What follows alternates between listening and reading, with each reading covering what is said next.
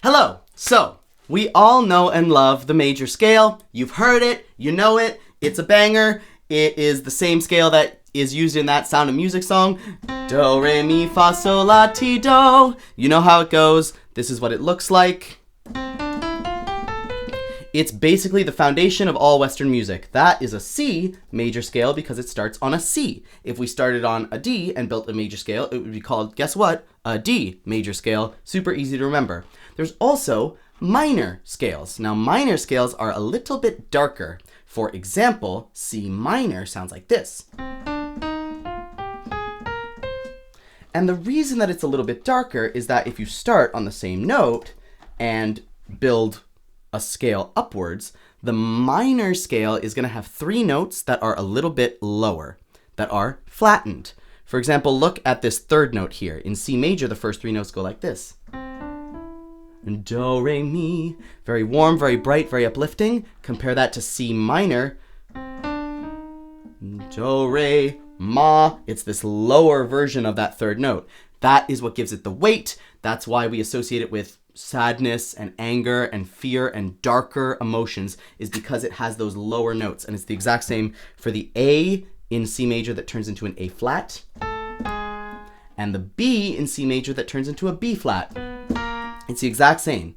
So, major and minor scales can be related in two different ways. They can either be parallel to each other or relative to each other. Those are two very common relationships between major and minor scales. A parallel relationship is when the major and the minor scale start on the same note.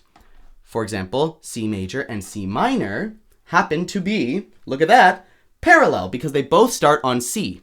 That means that they have to use different notes. When you start on the same note, there are three notes in the minor scale that are going to be lower, and those three notes in the major scale are going to be higher. So they have to use different notes. The other relationship is when they use the same notes. But that means that they can't start on the same note because we've already established that when you start on the same note, they have to use different notes in order to become minor. So instead, you start on a lower note.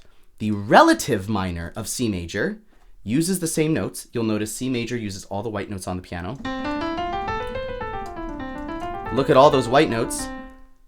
The relative minor of C major is A minor. It also uses all the white notes. It just starts three notes lower.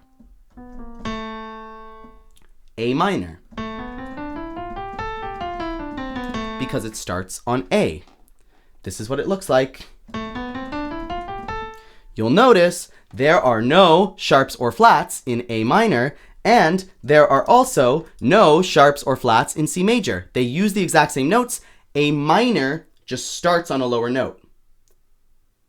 And so they are the relative of each other, whereas C major and C minor start on the same note, so they are the parallel of each other. That relationship is very, very important. I'm going to put it right there so you can remember. Parallel starts on the same note but uses different notes. Three lower notes in the minor version than in the major version. And relative starts on a different note, three notes lower, but uses the same notes. So you can also think of it like parallel uses three lower notes, and relative starts three notes lower. That's a catchy, clever thing I just came up with. But how do we know that the A minor scale here is a minor scale?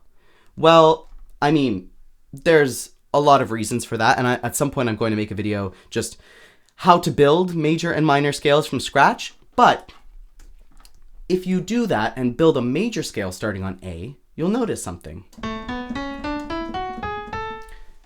We use this C sharp and this F sharp and this G sharp, which are, you guessed it, three notes that are higher than their counterparts in A minor. This C sharp is higher than this C natural, and the same with the F sharp being higher than the F, and the G sharp being higher than the G.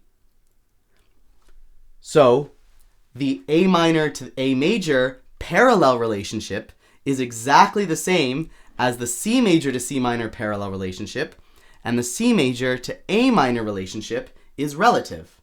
And the crazy thing is, every single scale, major or minor, has parallel and relative relationships with different scales. So, for example, you can go from C major to the parallel minor, C minor, and then from C minor to the relative major, E flat major, and then from E flat major to the parallel minor, E flat minor, and then from E flat minor to the relative major, G flat major. And so using these different scales and the relationships between them, composers can take us from one key to the other really, really easily and transition us really, really smoothly because the keys they're transitioning us between are related to each other in one of these two ways. So I hope you found that very interesting. I hope that informs a little bit of what I talk about on this channel, when I talk about parallel and relative major and whatever. I hope you have a little bit more clarity on that now, and go right back to whatever other video you were watching, and I'll see you there.